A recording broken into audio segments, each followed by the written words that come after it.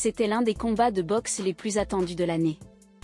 En effet, le 9 mars 2024, Francis Ngannou effectuait son grand retour sur le ring face à Anthony Joshua.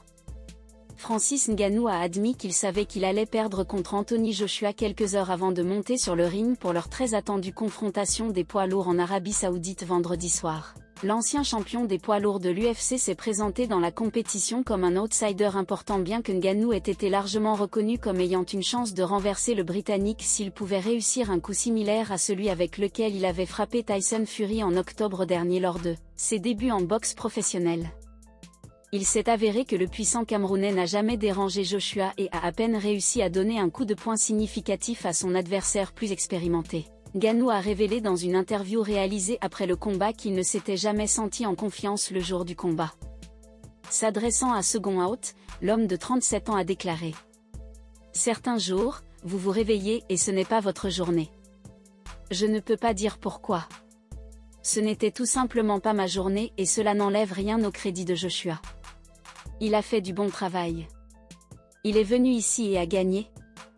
Mon esprit m'a dit que je récupérerais après le premier renversement, mais, encore une fois, ce n'était tout simplement pas mon jour. Le plan de match était de le laisser partir pendant les 2 premiers tours, puis de le reprendre après cela. J'allais utiliser beaucoup de jeux de jambes et de travail à distance, mais même si j'étais différent, je pense que peut-être que les choses étaient peut-être toujours les mêmes. Ce n'était pas ma journée.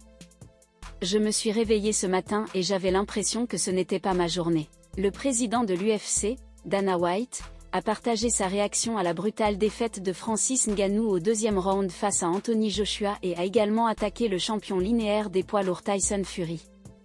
La relation de travail entre White et Ngannou s'est terminée de manière amère lorsque The Predator a choisi de quitter l'UFC l'année dernière.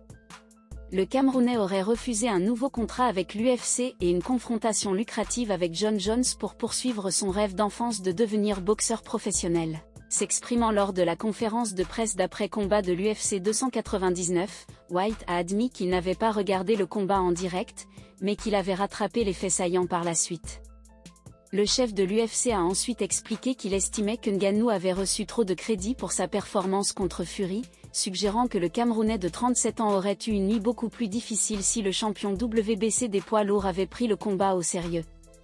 Je l'ai vu sur les réseaux sociaux, le KO de Joshua contre Ngannou. Si Fury s'était entraîné pour le combat de Ngannou et ne s'était pas présenté et avait l'air d'avoir mangé Tyson Fury, c'est probablement ainsi que ce combat se serait terminé aussi. Vous savez ce que je pense du passage du MMA à la boxe? C'est comme ça que ça se termine.